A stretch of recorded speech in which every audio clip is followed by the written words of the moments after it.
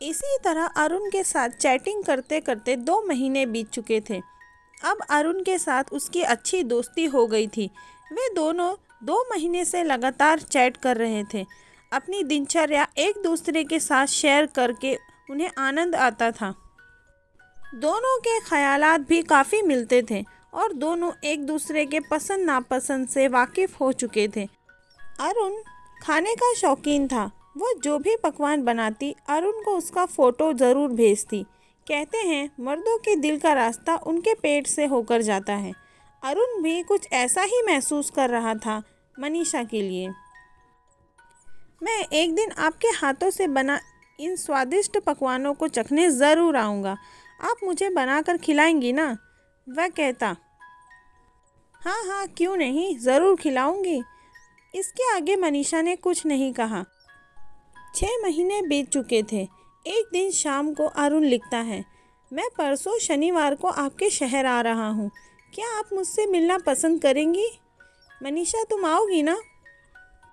मनीषा खुशी से चहक उठी।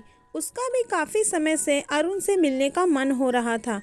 वह हाँ लिखने वाली थी, तभी अचानक उसे सब कुछ याद आया। उसने बात टालने के लिए कहा, शनिवार और रविवार को मेरे ऑफिस में एक कॉन्फ्रेंस है।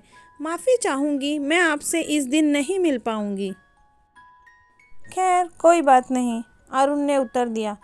एक बात कहना चाहूँगा, मैंने कभी आपको देखा तो नहीं, परंतु मेरा मन कहता है कि आप बेहद खूबसूरत हैं, अंदर से भी और बाहर से भी।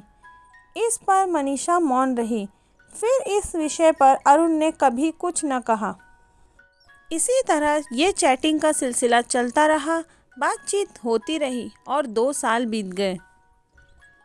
अरुण मनीषा के बारे में लगभग सब कुछ जान चुका था, सिवाय इसके कि वो मिलना क्यों नहीं चाहती। उसका कौतूहल इस बात पर बढ़ता ही गया। हो ना हो कोई बात तो ज़रूर है। मनीषा का पास्ट उसे ऐसा करने से रोक रहा था। वह अब तक मनीषा का असली नाम भी जान चुका था। जी हाँ दोस्तों, मनीषा का असली नाम मनीषा नहीं कुछ और था। चलिए आगे जानेंगे इस कहानी में। रविवार का दिन था।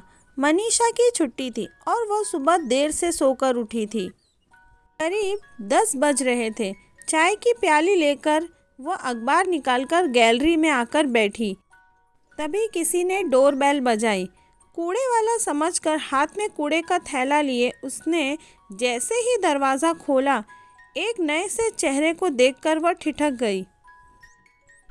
मैं अरुण, आपका फेसबुक फ्रेंड। इसी तरह अचानक आ धमकने के लिए माफ़ी चाहता हूँ। यह सब कहते कहते अरुण समझ चुका था कि मनीषा को मिलना क्यों नहीं पसंद था।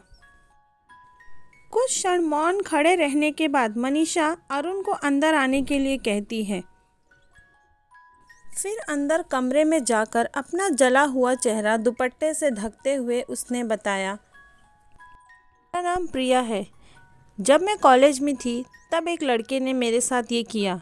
उसने मेरे चेहरे पर तेज़ाब डाल दिया क्योंकि मैंने उसका प्रपोज़ल एक्सेप्ट नहीं किया।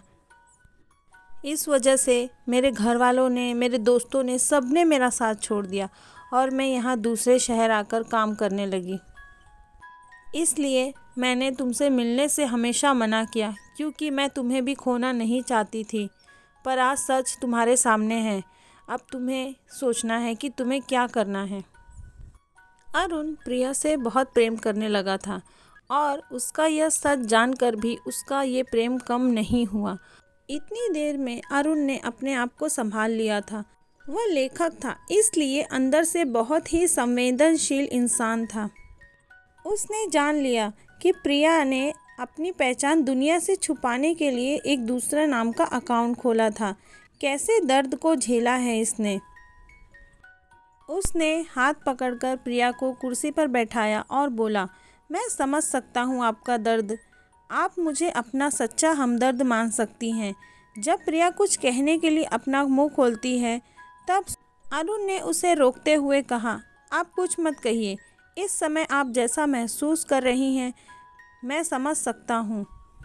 मैं कहना चाहता हूँ आप वाकई में बहुत खूबसूरत हैं, अंदर से भी और बाहर से भी। अगर मैं आपको पसंद हूँ तो मैं आजीवन आपका साथ और ये हाथ मांगना चाहता हूँ। अरुण के इस अंदाज पर प्रिया हंस पड़ी। फिर दोनों ने एक दूसरे को कसकर गले लगा लिया। थोड़ी देर बाद अरुण बोला, प्रिया आप तो बड़ी आलसी निकली। घर आए मेहमान को आपने अब तक पानी भी नहीं पूछा। हंसते हुए प्रिया किचन में भागी और अरुण उसे जाते हुए देखने लगा। प्यारे दोस्तों, ये कहानी यहाँ ख़त्म होती है। अगर आपको ये कहानी अच्छी लगी हो तो चैनल को लाइक करें, शेयर करें और सब्सक्राइब करें। धन्यवाद।